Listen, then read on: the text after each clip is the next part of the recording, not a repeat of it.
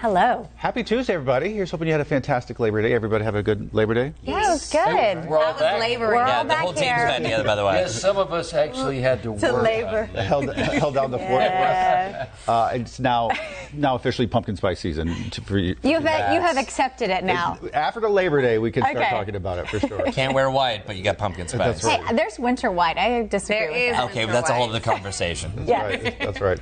Today we're talking about, last week or the week before we talked about Quiet quitting. And now there's a quiet firing. So quiet quitting basically is employees that are just doing the bare minimum. Gotcha. They're doing what they're required, but they're not going above and beyond by any means. Gotcha. So that is being termed quiet quitting. Yes. Were you here when we talked about this or not? No, this is all new. Yeah. I'm learning with you if you haven't heard of this. So now there's this new term called quiet firing. You're fired.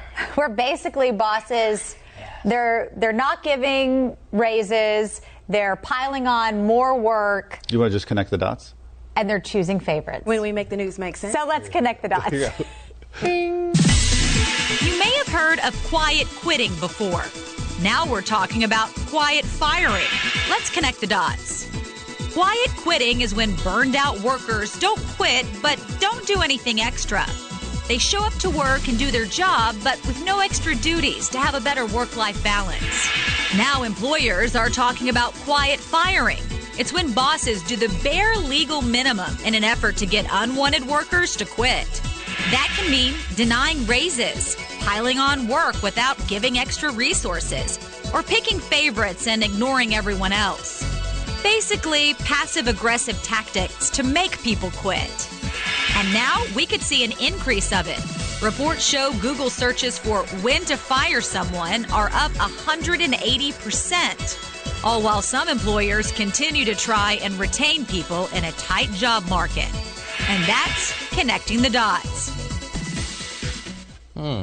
So let us know, are you seeing this in your workplace? Have you got a boss like this? Yes. I think, too, like with the pandemic, so many people got used to working from home and, we couldn't do a lot of the extra things that we always did. And so now I think some people just want to stay there. Yeah, coast. Well, I think during the pandemic, a lot of people also decided what they wanted to do. So while I understand the passive aggressiveness, it's a lot of people who are just taking the leap, taking the jump and just doing, okay, I want to do this, or I don't want to do this, or I want to work from home, or I want to be my own boss, or I kind of want to stay within the workplace. So I think there's a lot of options out there. So are people doing that while they are looking for that job, that next leap that they do want to take? Yes. Yeah, and bosses are noticing and they're going, Well, the thing is, I don't entirely fault the workers in that, to Ruby's point. If you have taken the pandemic and sort of reassessed life and you want to try, sure. That's understandable.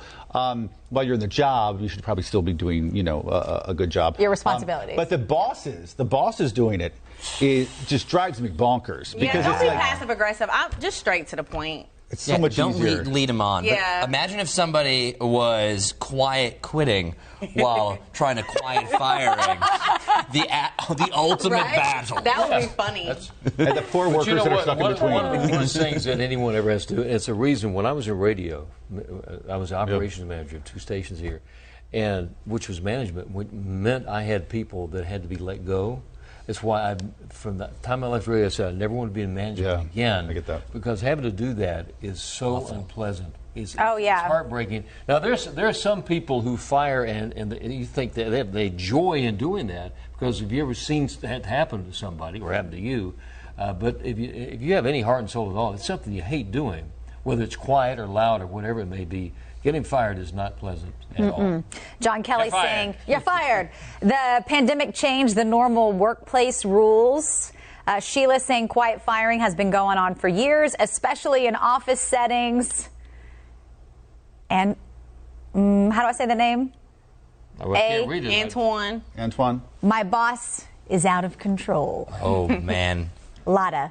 Antoine Lotta. That's the worst feeling, because I agree with you, Larry, that I don't feel like most people want to fire somebody. A boss doesn't want.